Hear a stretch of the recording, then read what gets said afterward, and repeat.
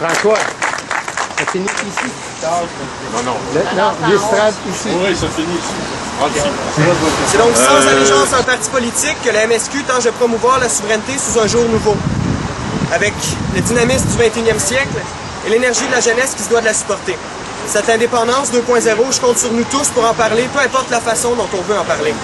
Et cette énergie, ce dynamisme, il se représente bien chez mon ami, mon collègue Anthony Fortin, que j'aimerais que vous écoutiez quand il représente ce dont on parle au MSQ dans nos soirées festives. Sommes-nous vraiment une partie du tout que forme cette patrie, toujours antipathique et où on est tapis sous les fleurs du tapis? En dépit de l'apathie sans répit, j'ai décidé de débiter comme à l'habitude. Je veux dévider mes tripes et des milliers d'idées, ou plutôt mes certitudes. Je veux que l'utopie entre en piste, qui est à être un peu naïf. Perdre le moule réaliste avec un flow réactif, vaut mieux que de dormir sa switch en flambant du gaz de schiste. J'ai le sentiment indubitable que ma langue est mon habitacle et que si je parle avec tact, en freestyle ou en spectacle, j'assène les mots contacts avec un flow compact, je serai peut-être un obstacle à ce pays toujours intact. Car le déraisonnable est parfois rationnel et notre idéal est bel et bien réalisable. On se croit confortable dans ce conformisme qui met la table pour l'hégémonie d'une morale artificielle, celle qui nous accable, d'un cynisme inéluctable, manque d'action détestable, distraction délectable, déstabilisé par l'érable, rentabilisé sous la table. On essaye de se mettre sur la map, mais on a trop l'air affable, comme La Fontaine à la fable, loin des Yasser Arafat. Mais à l'heure où on se parle, la rouille a rongé les rouages et de notre lutte, le ciel sombrage. Par conséquent, j'enrage contre cet âge du pillage. On pose des barres à notre cage. Il est temps que le peuple bouge ou qu'il sécrète un plan B, car quand la feuille d'érable est rouge, c'est qu'elle est prête à tomber. Merci. Bon. Je me présente François Saint-Louis. Vous venez de vous apercevoir pourquoi au MSQ, on a viré un petit peu, on a tourné un peu notre organisation sur les jeunes. Je pense qu'il faut non seulement faire un pont entre les générations, mais je pense qu'il faut laisser le plus de place possible à la jeunesse québécoise qui a faim de liberté. Et je convie tous les groupes, tous les Québécois, toutes les Québécoises, tous les militants le 29 octobre prochain, 1h30, place du Canada, puis on termine juste ici à l'arrière, à l'avant de l'hôtel de ville. Merci, la semaine prochaine, soyez nombreux. Là, je vais faire la liste de tous les groupes qui participent à Café Indépendance et on va voir quelles nouvelles on a eues et si on en a eu. Alors, les aînés pour la souveraineté qui ont reçu... on n'a pas eu de réponse courriel. Donc, on n'a pas eu de réponse encore de leur part. Réponse téléphone. Non plus. Les artistes volontaires, est-ce qu'on a eu des nouvelles? Pas de réponse courriel, pas de réponse téléphonique. Pas de réponse courriel, pas de réponse téléphonique. La personne du comité indépendantiste du Cégep du Vieux-Montréal travaille en ce moment, elle va venir vers 3h30, donc on lui donnera son temps de parole à ce moment-là. Le comité souverainiste de l'UQAM. Il y a quelqu'un? Quelqu'un du comité souverainiste de l'UQAM ici présent? Non. Le Conseil de la souveraineté du Québec. Oui. C'est à vous. Bon.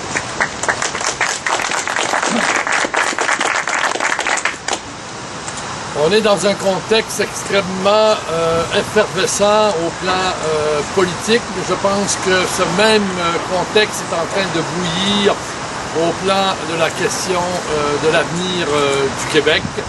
Cette semaine, on a eu des annonces qui illustrent dans le quotidien c'est quoi être dans la camisole canadienne.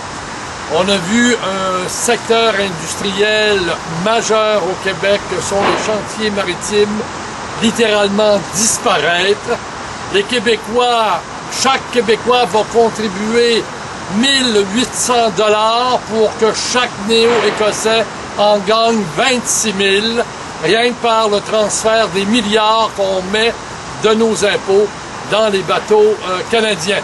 Alors que les chantiers maritimes, ça a été pendant un siècle et demi un secteur qui s'est développé au Québec. On peut dire qu'aujourd'hui, c'est mort. Quelques semaines auparavant, il y a eu le pont Champlain de juridiction fédérale, mais c'est toujours sur juridiction fédérale. Ils ne mettront aucune scène là-dedans. On va le payer nous-mêmes pendant 50 ans. C'est ça, être dans la camisole canadienne. C'est deux exemples, mais on pourrait en mettre 50, 100. L'indépendance du Québec, quand ça va arriver, ça va changer le quotidien de nos vies. ça va changer l'ensemble de nos politiques et c'est important qu'on fasse la plus grande unité pour que ça arrive le plus rapidement possible. Le Conseil de la souveraineté est une organisation qui permet à toutes les organisations, aux 3 partis politiques qui sont impliqués, qui sont sur le front de l'indépendance du Québec, comme à la société civile, de faire des liens et des passerelles. Et dans l'année qui vient, il est à peu près certain qu'il va y avoir une démarche ample de toutes les organisations pour qu'on inscrive l'indépendance au cœur des vraies affaires, c'est-à-dire au cœur du développement économique, au cœur du développement social, au cœur du rayonnement culturel, au cœur aussi des transformations des institutions démocratiques, parce que de la manière que c'est géré à l'heure actuelle, la confiance dans ces institutions est en train littéralement de disparaître. Le 29 octobre, c'est une marche importante pour marquer le coup de l'unité du mouvement indépendantiste du Québec, pour marquer le coup qu'on s'enligne dans un dernier droit pour qu'avant longtemps, le tout soit réglé. Alors, tout le monde au rendez-vous à 14h le 29 octobre prochain. Merci.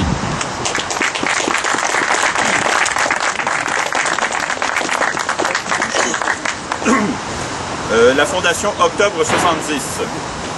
Fermé bataille, non. Aucune nouvelle. Aucune nouvelle. Bon, pas de courriel, pas de nouvelle. Pas de courriel, pas de téléphone. Pas de téléphone, pas de réponse. Les intellectuels pour la souveraineté.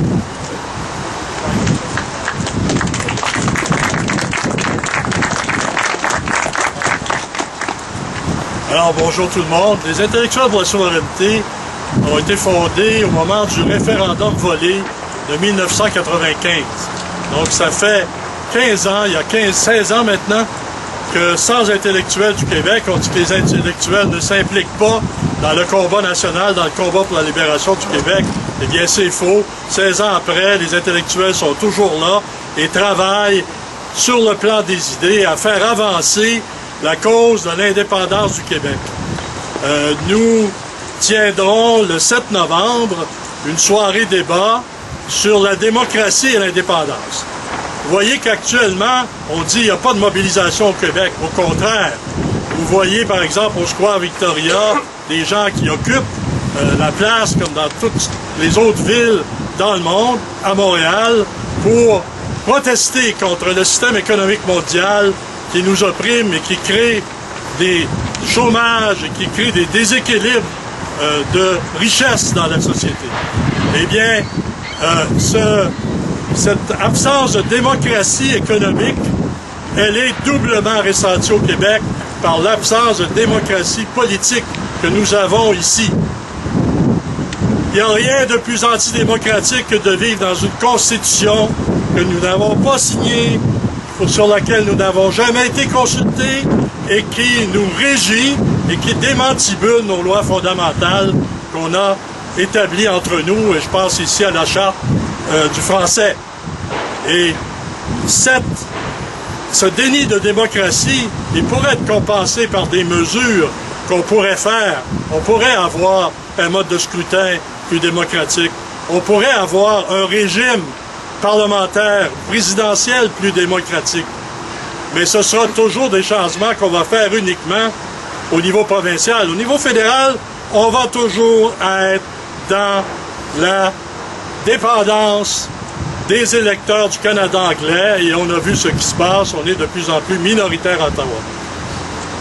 Un déni démocratique aussi quand on pense qu'on envoie 50 milliards de nos impôts chaque année à Ottawa.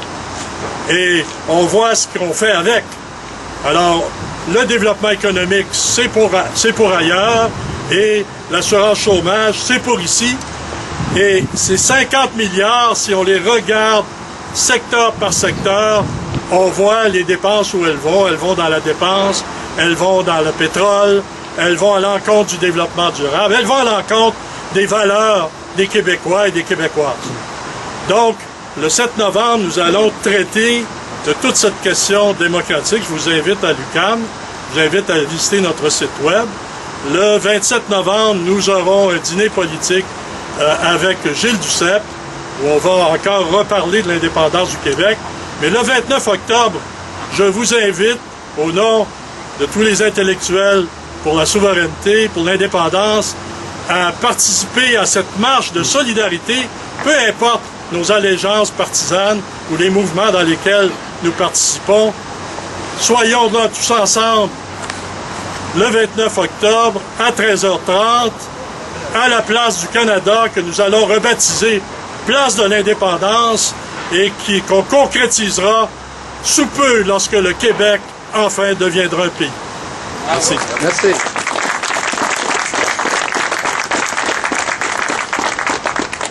Les jeunes patriotes du Québec. Peut-être plus tard. Peut-être plus tard, bon, désolé. L'organisation Libre Marcheur. On était censé avoir un texte, malheureusement, il ne nous est pas parvenu. Nous n'avons pas le texte. Nous n'avons pas le texte. Le texte marchand. Oui. La Ligue d'Action Nationale. Non, Pas de nouvelles. aucune réponse courriel et puis l'absence confirmée. Mars 2011. Oui. Pas là.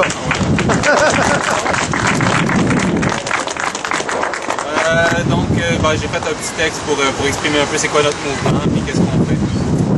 Depuis le 26 mars 2011, des citoyens résistants québécois, ne sachant plus comment faire entendre leur voix face à l'incohérence démocratique de ceux qui nous gouvernent, ont pris la décision de se réunir dans la rue.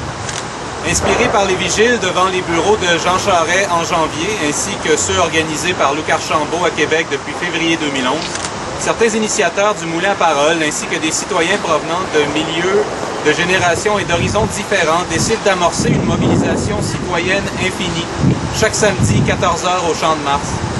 Le but de l'occupation d'un lieu public hebdomadaire est de reprendre possession du Québec, de ses ressources et de ses institutions. Au fil des rencontres depuis 7 mois, des participants ont supporté et solidifié le mouvement afin de s'engager résolument à faire durer cette mobilisation jusqu'à ce qu'il y ait un véritable changement démocratique au Québec. Le mouvement est en constante expansion. Dans un cadre d'ouverture à tous les citoyens québécois, dans un lieu public de mémoire collective, Mars 2011 tente de fonder une tradition historique dans chaque ville et village du Québec, chaque samedi 14h. De créer une rencontre où les citoyens se retrouvent dans une hygiène démocratique populaire hebdomadaire fondamentale de prise de la parole, de discours, de lecture de textes, afin qu'il y ait progression démocratique au sein du mouvement et que l'acte de tenir vigile dure dans le temps. Tous les citoyens du Québec sont appelés à exprimer son point de vue, dénoncer une situation, apporter une solution ou une action.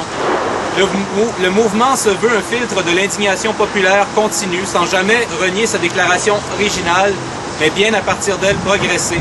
La destitution de Jean Charest devient un symbole du genre de politique que le peuple québécois veut et ne veut plus. Au fil du temps de sa progression démocratique particulière, le mouvement aura à se réunir sous d'autres manifestes, d'autres déclarations, mais ne cessera jamais d'inviter la population à veiller, à surveiller, à tenir nos gouvernants à l'œil. Mars 2011 encouragera résolument et obstinément la population à se rencontrer, à se parler, à s'imaginer autrement, pour l'avenir du Québec et pour l'émancipation du peuple québécois. L'authenticité du mouvement est qu'il invite la population à sortir du confort de leur maison, devant un ordinateur dans leur salon, dans un café, dans une assemblée de cuisine, dans une agora d'université, dans une salle de cégep, de participer de manière physique et réelle à une démocratie citoyenne de base dans un lieu extérieur et neutre, un lieu public, une sorte d'université populaire, un carrefour où tous les citoyennes et citoyens ont droit de parole, d'organiser une action ou une mobilisation. Cette activité est par la suite diffusée en entier sur le site web du mouvement, sans censure, afin de donner l'heure juste à la face du monde. Le mouvement se doit de réunir une majorité de gens qui ont l'ambition que l'incohérence démocratique québécoise qui existe depuis les 30 dernières années cesse le plus rapidement possible. C'est en affirmant la démocratie possible que nous rétablirons un véritable rapport de force citoyen pour reprendre ce qui nous a été imposé depuis trop longtemps. Le mépris, le paternalisme et la corruption des mœurs et de nos institutions ont assez duré. Le Québec doit changer et ce dès maintenant. Nous sommes arrivés à ce qui commence.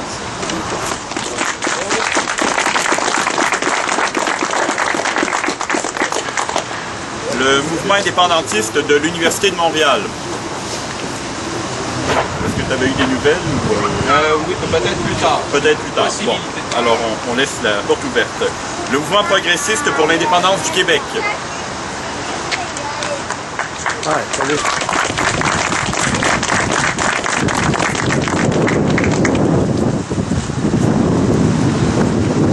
mouvement progressiste pour l'indépendance du Québec considère d'abord et avant tout l'indépendance du Québec comme un projet révolutionnaire.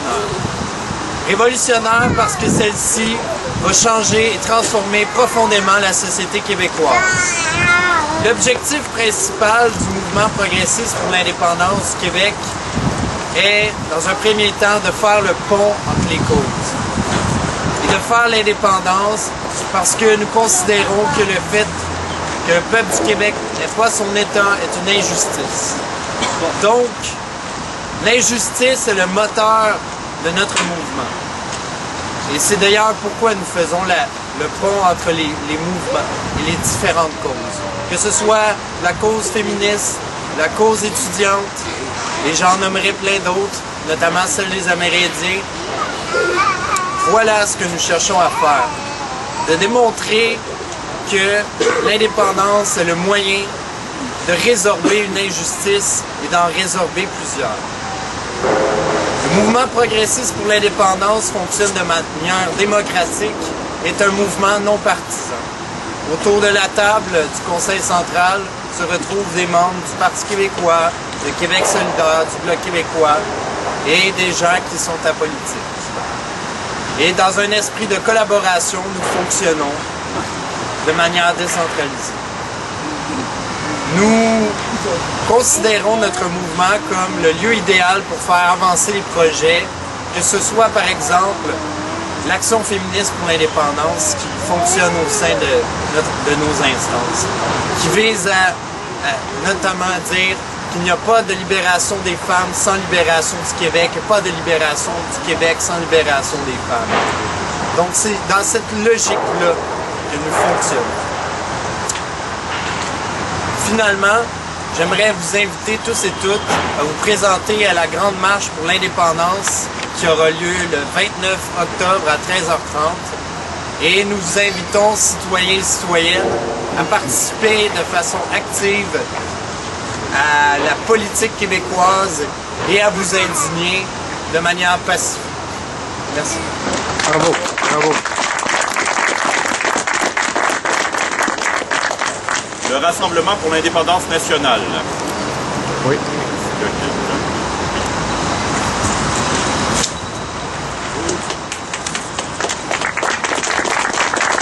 Moi, c'est Réal Mathieu, je suis membre du Rassemblement pour l'indépendance nationale. Je vous présente Mathieu Gionnet, qui va vous lire le manifeste du Rassemblement pour l'indépendance nationale.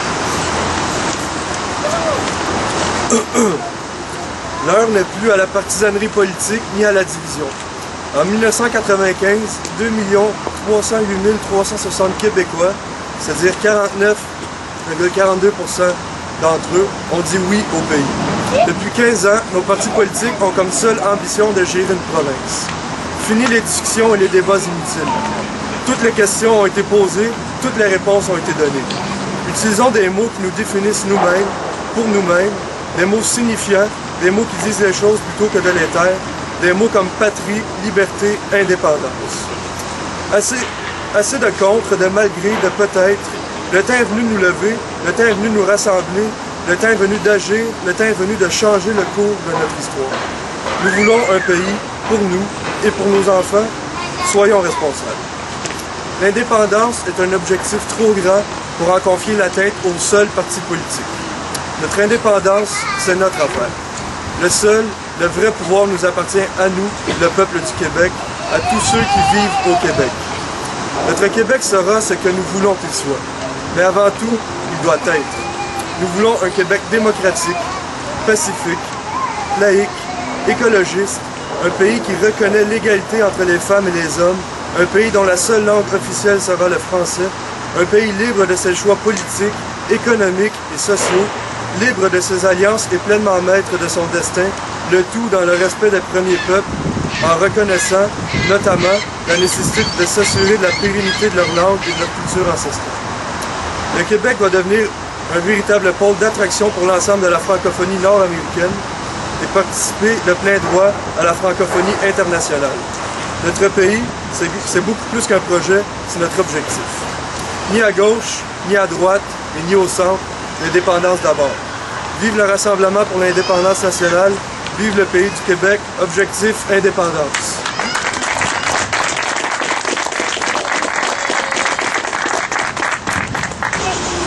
Donc, Aérienne vous invite tous à participer à la grande manifestation et au rassemblement le 29 octobre qui va partir du Carré Dominion, du Square Rochester et de la Place du Canada, vous l'appelez comme vous voulez.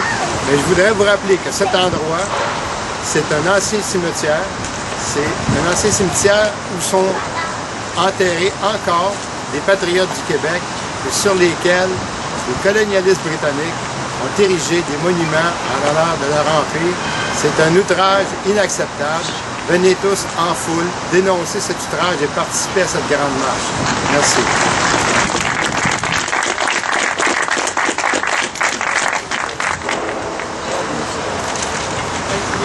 Le Rassemblement pour un pays souverain.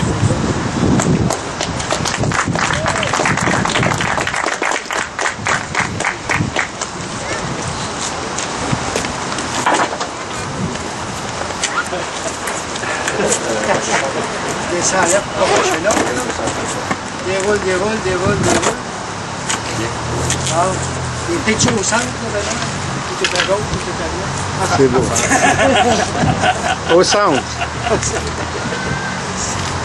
Alors, chers amis, dans un premier temps, je voudrais remercier les organisateurs de ce triptyque, c'est-à-dire Mars 2011, et aussi féliciter M. Paquette pour Cap sur l'indépendance, pour son initiative à réunir tous les groupes indépendantistes et tous les gens qui pensent que le Québec pourra conquérir sa liberté.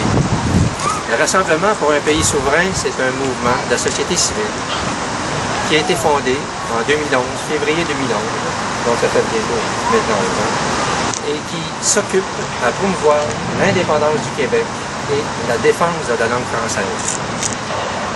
Nous sommes tournés vers l'histoire. Pour nous, l'histoire est source d'inspiration. C'est en sachant d'où l'on vient que l'on pourra en savoir où l'on va. Le Rassemblement pour un pays souverain organise depuis maintenant 11 ans des activités à caractère patriotique, comme par exemple le Dîner des Patriotes, le traditionnel Dîner des Patriotes, qui existe depuis, mon Dieu, au-dessus de 50 ans, et qui a été repris par le Rassemblement en 2000, et qui se déroule à Saint-Ours actuellement. Au début, c'était à Saint-Denis-sur-Richelieu, le théâtre des événements de 1837. Également, nous faisons à chaque année ce qu'on appelle, nous, au mois de mai, dans le cadre de la Journée nationale des Patriotes, le Gala des Patriotes, où le remet des prix patriotiques à des gens qui travaillent pour l'avancement de la cause indépendantiste et des gens qui ont sacrifié leur vie pour cette cause-là. Et ce sont des prix comme le prix Louis-Joseph Papineau, le prix Chevalier de Lorimier et un prix patriote féminin qui est très important, c'est le prix Marie-Victoire Félix Dumouchel. Je n'oublierai pas non plus le banquet des patriotes du 15 février, à la mémoire des 5 patriotes qui ont été pendus ici, pas tellement loin d'ici, au pied du courant, sur la rue Notre-Dame et de Lorimier. Ce sont des activités pour nous rappeler ce qu'on a subi, ce qu'on a connu. Donc le rassemblement est tourné aussi vers l'avenir et notre seule vision d'avenir pour nous, c'est l'indépendance du Québec. Comme le disait tout à l'heure un des participants, elle n'est ni à gauche, ni à droite. Elle est en avant de nous. C'est ce que disait justement Marcel Léger, feu Marcel Léger, l'ancien ministre du cabinet des Roses. Et nous allons y travailler sans relâche jusqu'à temps que nous arriverons à cet objectif, l'indépendance du Québec. À cet égard, nous avons un rendez-vous important le 29 octobre prochain, ici même à Montréal. Alors j'invite tous les gens qui aiment le Québec, qui aiment leur patrie, qui souhaitent voir le Québec s'émanciper et s'affranchir de ces chaînes qui l'entravent, à être présents à cette marche le 29 octobre à 13h30, ici même à Montréal, à la place qu'on appelle actuellement Place du Canada, mais qui deviendra sous peu, je l'espère, la nouvelle place de l'indépendance. Je vous remercie. Oh.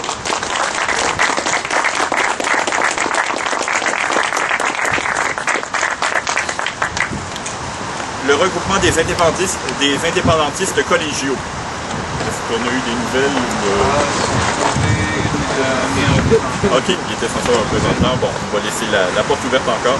Le réseau de résistance du Québécois.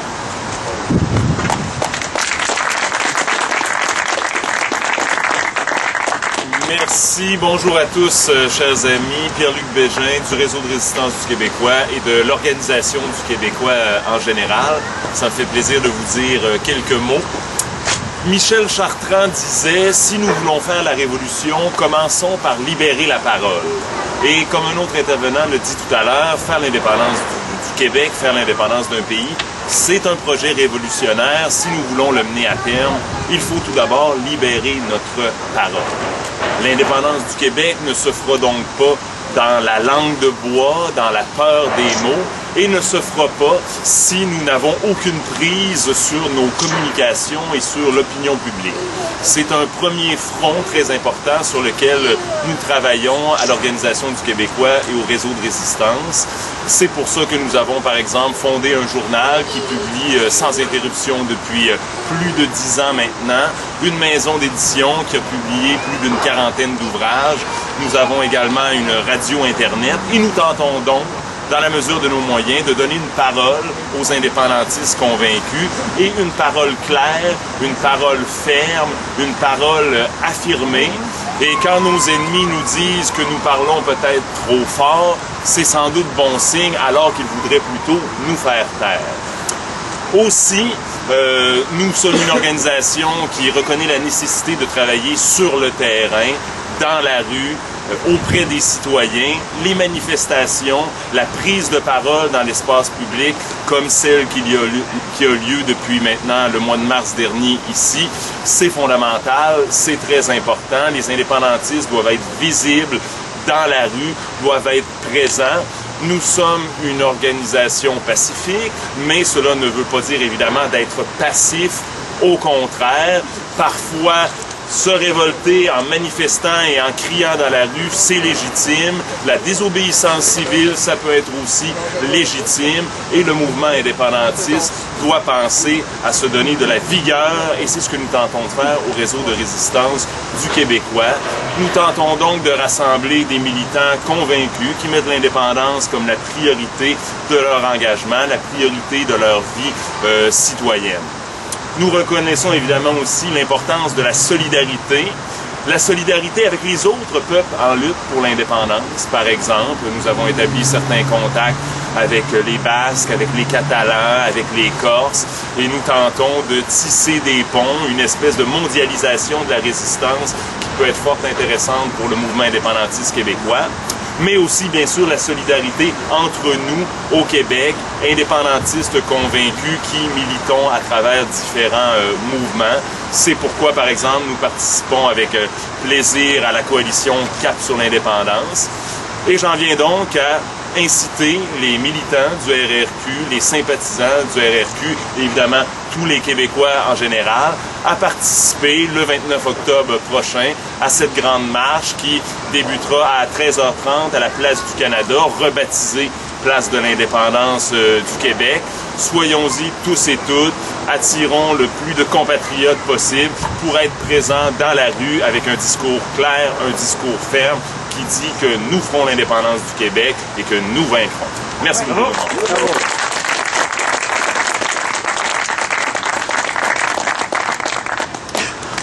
La Société nationale des Québécoises et Québécois des Laurentides. Bonne nouvelle? Bonne nouvelle. Bonne nouvelle. La Société nationale Gaspésie et Île de la Madeleine. Bonne nouvelle non plus. La Société Saint-Jean-Baptiste de Montréal.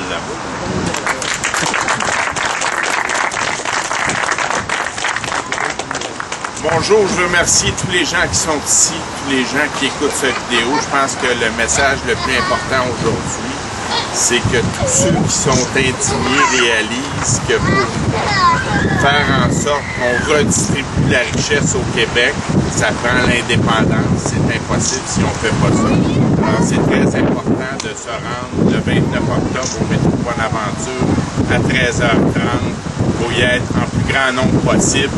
Les indépendantistes sont encore très nombreux et il faut le démontrer. Selon les sondages, il y a environ 40% de gens qui appuient la souveraineté sans association. Quand on utilise la question référendaire avec une offre de partenariat, ça joue entre 45 et 50%.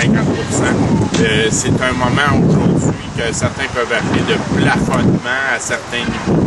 Mais je pense que ce qui est important, si cet appui-là s'est maintenu à un niveau aussi élevé depuis le dernier référendum, malgré qu'il n'y a pas eu vraiment de campagne pour l'indépendance, c'est parce que l'indépendance est un mouvement de fond. Ce qu'on veut à la Société Saint-Jean-Baptiste, qui est la plus ancienne institution, toujours militante, qui défend les intérêts de cette nation qu'on a appelée au départ les Canadiens, pour ensuite les appeler les Canadiens français, et aujourd'hui ceux qui forment la majorité de la nation québécoise, avec tous ceux qui en ont fait leur patrie. Alors la Société Saint-Jean-Baptiste a été fondée en 1834 par le mouvement patriote. Elle a été de tous les débats importants dans l'histoire politique du Québec. Elle a travaillé beaucoup à la promotion de l'histoire et c'était encore très important aujourd'hui. On a contribué à la formation d'une coalition qui s'appelle la Coalition pour l'histoire, parce que si on ne connaît pas notre passé, on peut difficilement comprendre notre présent et aller vers l'avenir. On travaille beaucoup aussi sur une autre coalition de la société civile qui s'appelle le Mouvement Québec français. À travers l'histoire du Québec, si on a réussi à survivre et à s'épanouir en tant que nation, c'est parce qu'il y a eu des grandes mobilisations pour la défense du français. La loi 101 a été très largement affaiblie par plus de 200 modifications. Aujourd'hui, les francophones sont devenus minoritaires selon la langue maternelle à Montréal. Selon la langue d'usage à la maison, c'est en déclin parce que la loi 101 visait à réorganiser les institutions publiques au Québec pour refléter que les francophones forment la majorité et que le français doit être la langue commune au Québec pour assurer son avenir. Alors, on est encore très loin d'avoir atteint cet objectif-là. Aujourd'hui, on est encore à un niveau où les institutions anglophones sont surfinancées. On vit avec des vestiges du colonialisme qu'on pourrait appeler. Les cégeps anglophones reçoivent 16 du financement pour 8 d'anglophones de langue maternelle. Les universités, 25 et l'ensemble des institutions publiques, il y a une étude qui va nous l'apprendre bientôt, surfinance les emplois en anglais de 2,2 milliards par année. C'est 50 000 emplois en anglais de trop qui sont financés au Québec et qui contribuent à l'anglicisation du Québec. Alors, il y a un combat majeur à mener sur ce front-là, mais c'est sûr que la seule façon d'assurer véritablement l'avenir du français au Québec, c'est l'indépendance. C'est le levier le plus important pour assurer notre développement. Donc, le 29 octobre, à 13h30, au métro Bonaventure, à la place qu'on va nommer et qui a déjà été nommée par un patriote, Victor Charbonneau, la place de l'indépendance. Alors, on va marcher et on va se rendre jusqu'ici. Alors, il faut que tous les indépendantistes se mobilisent et que tous ceux qui sont indignés et qui réalisent que l'indépendance est essentielle pour arriver à une redistribution de la richesse, à une nouvelle façon de fonctionner au plan financier. Alors, merci, vive le Québec, vive l'indépendance.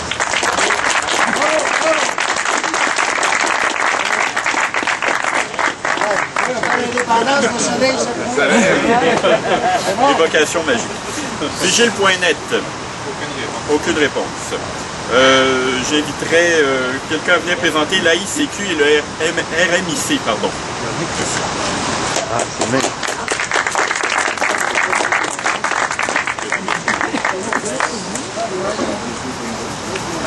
Bonjour, je m'appelle Louis-Philippe, j'étudie au Cégep du Montréal. Je suis venu ici pour présenter l'action indépendantiste culturelle québécoise du Cégep du Montréal, qui est le comité souverainiste du Cégep.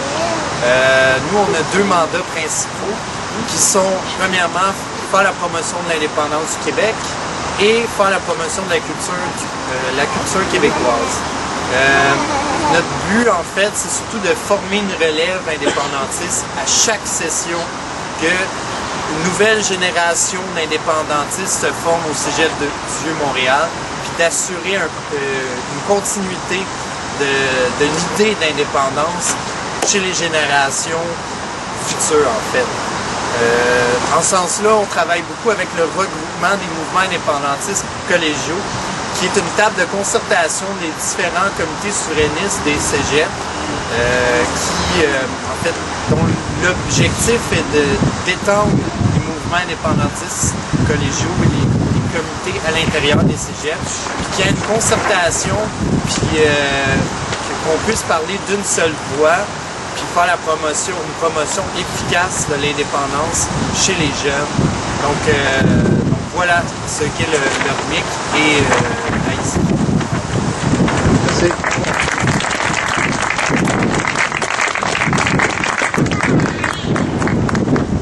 Mis à part les retardataires, ça fait le tour des groupes qui font partie de Cap sur l'indépendance. J'inviterai après les groupes qui ne font pas partie de Cap sur l'indépendance à se présenter à leur groupe.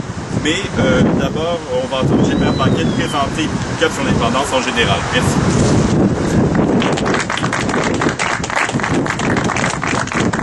Alors, je suis Gilbert Paquette, coordonnateur du réseau Cap sur l'indépendance. Cap sur l'indépendance s'est donné comme objectif de regrouper tous les mouvements de la société civile qui veulent travailler à l'indépendance du Québec et qui veulent poursuivre une campagne permanente, déterminée pour l'indépendance du Québec. Cette campagne-là, elle commence dès maintenant et elle va s'intensifier avec la marche du 29 octobre prochain où tous les mouvements et les partis politiques également qui ont été invités à se rassembler pour manifester leur solidarité. On dit qu'il y a de la division dans le mouvement indépendantiste. Ben nous, on prouve le contraire. C'est qu'il y a du regroupement, il y a de la solidarité, il y a des gens qui se regroupent malgré leurs divergences sur certains points parce qu'on partage le même idéal, se donner ensemble un pays. Cap sur l'indépendance est un mouvement citoyen. Pourquoi un mouvement citoyen? Ce n'est pas un mouvement politique, on est un mouvement politique citoyen.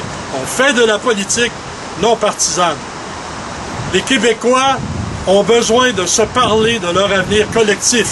Quand on regarde tout le contexte actuellement, débilitant, décourageant souvent, démobilisant, on regarde les gouvernants que nous avons et que la population a élus, on regarde aussi la dispersion dans un ensemble de luttes qui mènent finalement, qui devraient mener à des solutions pour lesquelles nous n'avons pas les moyens. Ben, ces moyens-là nous sont donnés par l'indépendance.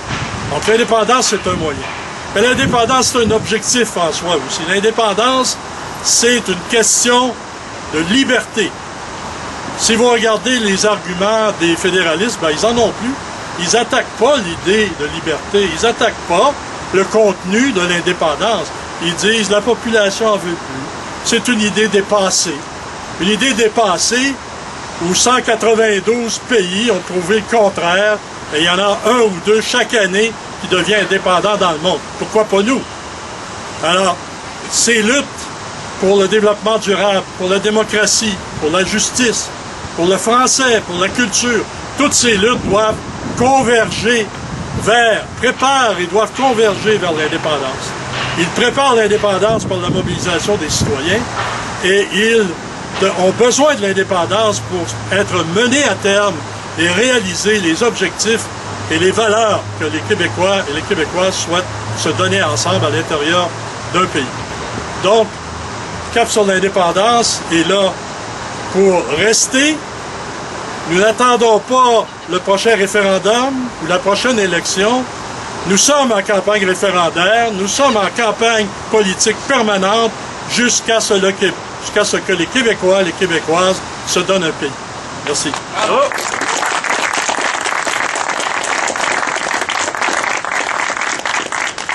Alors, la vigile est maintenant ouverte aux groupes qui ne font pas partie de Cap sur l'indépendance. Je vois M. Jocelyn Desjardins qui est ici. Est-ce que vous voulez venir parler pour le nouveau mouvement pour le Québec? Non, je vais la regarder sur moi. Oui. Comme ça commence. Ben écoutez, moi je parlerai pas longtemps. En fait, on parle beaucoup de division, mais ce qui divise, c'est le comment. Le comment faire l'indépendance et pas le pourquoi. Nous, au nouveau mouvement sur le Québec, on pense que ce qui est le plus important, c'est la première condition de notre libération, c'est la liberté de parole. Et c'est donc de la remettre à tous, comme vous le faites aujourd'hui, comme on essaie de le faire aussi de notre côté. Donc, et la seconde, ben, c'est la rue. Il faut la prendre. Et la rue, ben, on la prend le 29 octobre. Et on va la prendre tous ensemble. Et l'indépendance, il faut la faire. Le Québec n'a plus de choix que le statu quo ou l'indépendance. En ce moment, il y a des gens qui se forment, qui sont en train de se former pour nous amener vers le statu quo. C'est à nous de se former pour nous mener vers l'indépendance. Alors, je vous invite le 29 octobre à être tous présents en grand nombre à la place du Canada qu'on va renommer Place de l'Indépendance.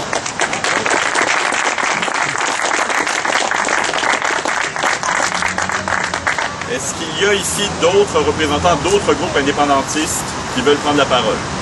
Alors, ceci met fin à la première partie de la vigile triptyque qui va s'étendre samedi prochain et l'autre samedi d'après.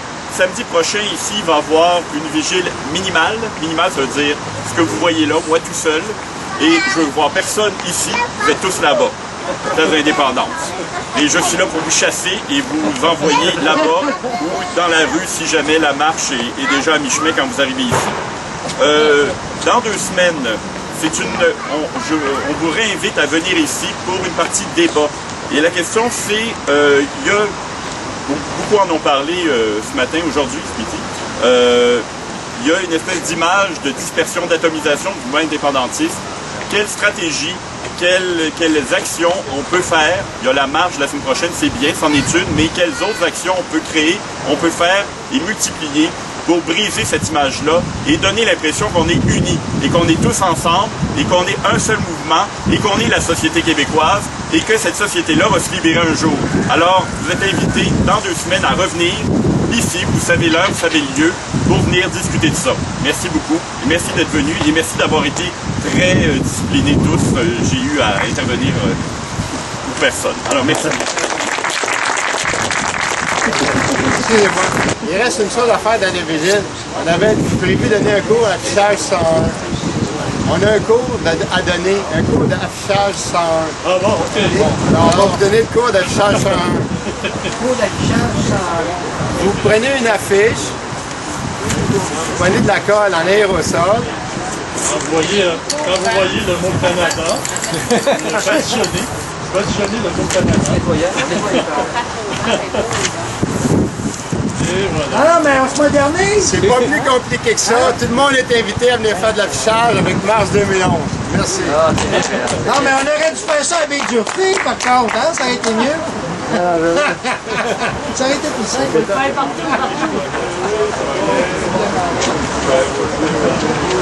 Le mec pense que... On l'a même tout à PowerPoint.